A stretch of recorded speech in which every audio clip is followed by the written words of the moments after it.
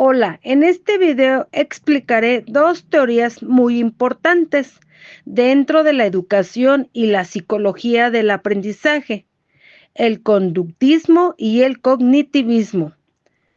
Estas teorías intentan responder a una pregunta fundamental, que es, ¿cómo aprenden las personas?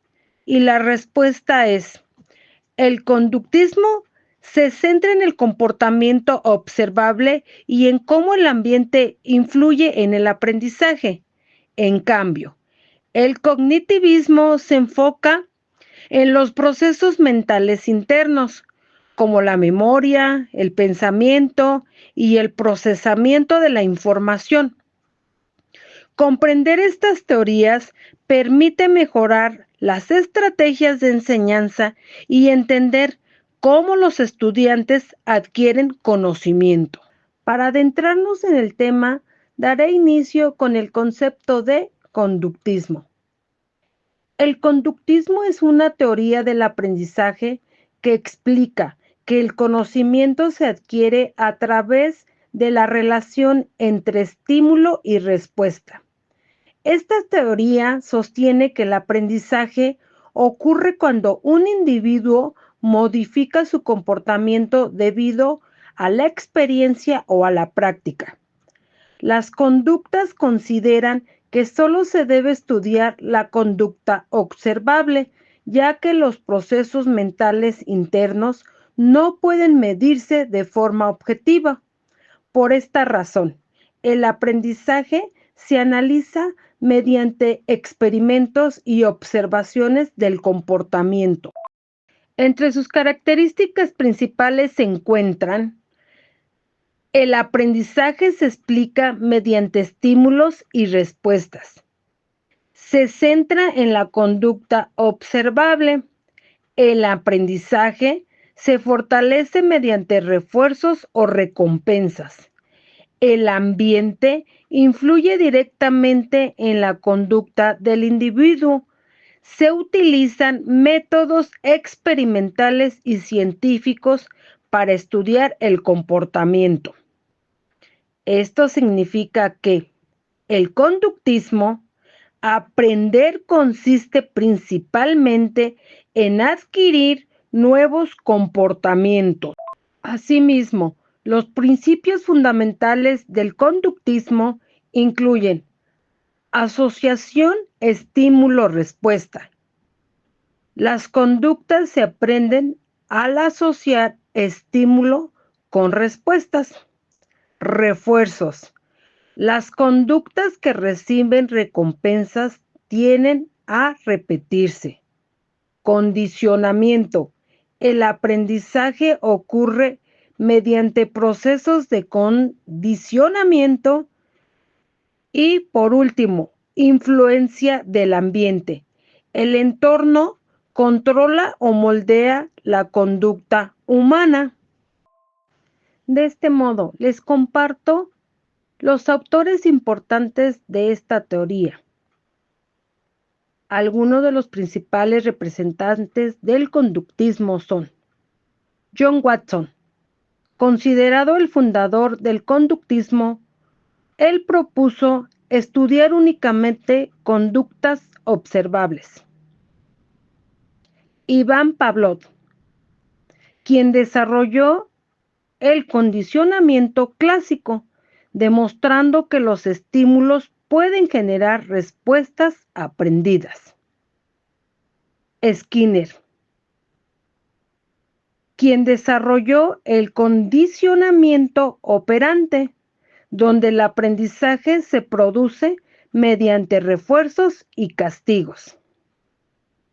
Albert Bandura propuso el aprendizaje por observación o modelado.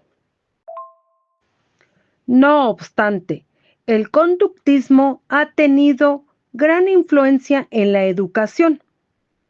Algunas aplicaciones incluyen el uso de refuerzos positivos como premios o reconocimientos, las evaluaciones y calificaciones para reforzar el aprendizaje, La repetición y práctica constante para consolidar conocimientos y los programas de enseñanza estructurados con objetivos claros.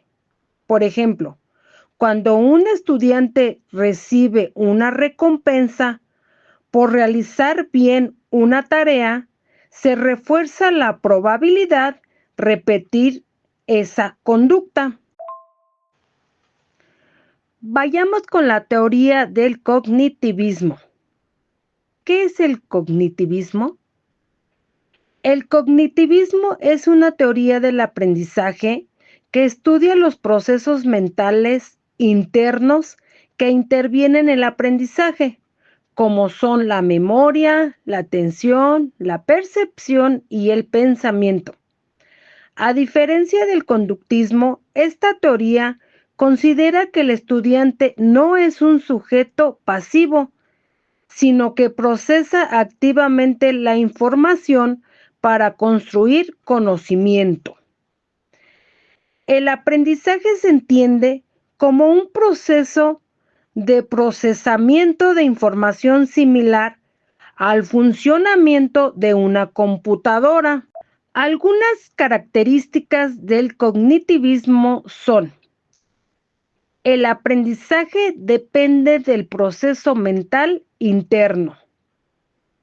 El estudiante organiza, interpreta y procesa la información. Se enfatiza el papel de la memoria, los esquemas y los conocimientos previos. El estudiante participa activamente en la construcción del conocimiento. Entre los principios más importantes del cognitivismo destacan: 1. Procesamiento de información, que es cuando la mente procesa, almacena y recupera información. 2. Aprendizaje significativo. Quiere decir que el conocimiento nuevo se relaciona con conocimientos previos. 3. Organización del conocimiento. Nos dice que la información se encuentra en esquemas mentales. Y por último, participación activa del estudiante en su propio aprendizaje. Entre los principales autores del cognitivismo se encuentran Jean Piaget, quien desarrolló la teoría del desarrollo cognitivo; Brunner, quien propuso el aprendizaje por descubrimiento; David Ausubel, quien desarrolló la teoría del aprendizaje significativo; y Gardner, quien propuso la teoría de las inteligencias múltiples. De este modo, el cognitivismo ha influido en muchas estrategias en el ámbito educativo actual.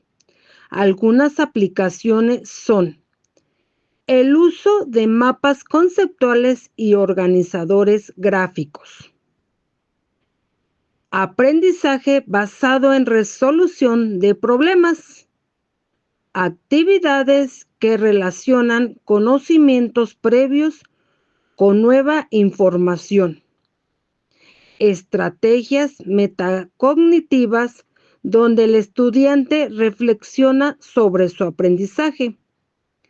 En este enfoque, el docente actúa como facilitador del aprendizaje, ayudando al estudiante a comprender y organizar la información.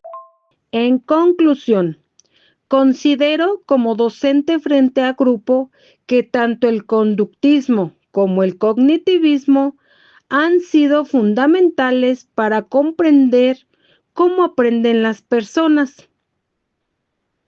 El conductismo destaca la importancia del ambiente y los refuerzos en la conducta, mientras que el cognitivismo enfatiza los procesos mentales internos y la construcción activa del conocimiento. Ambas teorías han influido en la educación actual y continúan siendo utilizadas para diseñar estrategias de enseñanza efectiva. De este modo, enfatizo que comprender estas teorías permite a los docentes mejorar su práctica educativa y facilitar el aprendizaje de los estudiantes. Gracias por su atención.